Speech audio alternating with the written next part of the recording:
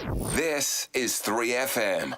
Feel it's the right time for me. I want to try and make a difference. Currently I work within government and I'm watching from the sidelines, and I want to try and move over to the other side and see if I can make a difference for the people of the island and Onchan. I think we need to look closely at central government trying to transfer services to the local authority, and I think we need to make sure that the ratepayers get the services that are required without any increase in their rates within that period of time. I also feel that we need to look at other aspects of the village and the stadium. I feel that the administration for the past 5 years have, in the public's perception, they've lost touch with the public, and they just seem to have spent millions of pounds on wasted schemes and ideas, and nothing's come to fruition. I feel that although people go in as independent candidates for when they're getting elected, it seems to be that the independents will become one group once they're in there. I think there's lots of mixed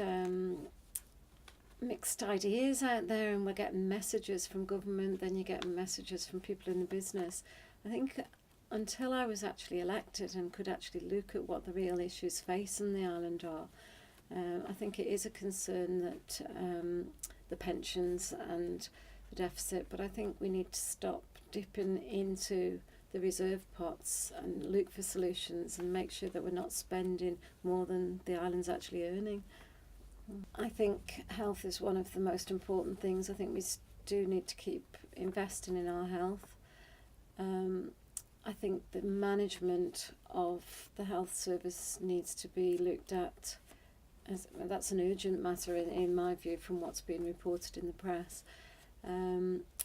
I also think we need to look at how we can, the recruitment process, to make sure that we are getting people that want to be on the island and that they're actively contributing to the island, and not, as is reported in the press, there's consultants and they seem to be dropping in and dropping out, and that can't be good for the island economy or the peoples on the island.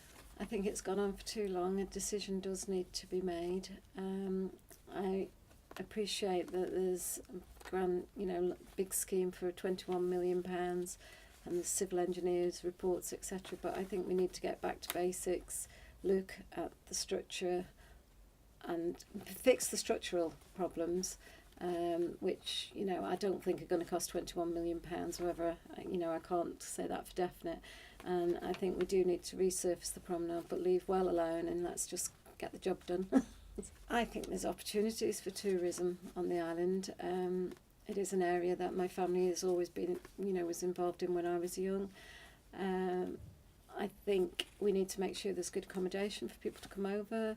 I think we need to look at the sea and the airport to see if there's any possibility of generating, the fares, and looking at the fare structure and that, and making sure that the licences in place are the right ones for the island to generate some people into tourism. But I also know, and I'm not sure if it's still there, but there used to be tourist grants, so people that wanted to go into that industry, there was always opportunities for them to go into it, and that would be a way, that would be something I'd look into to see if it's still available, or whether the government could be helping with that.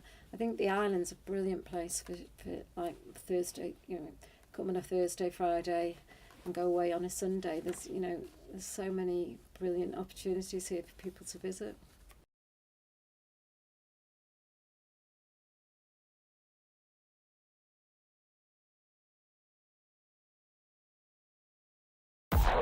More music for the Isle of Man. 3FM.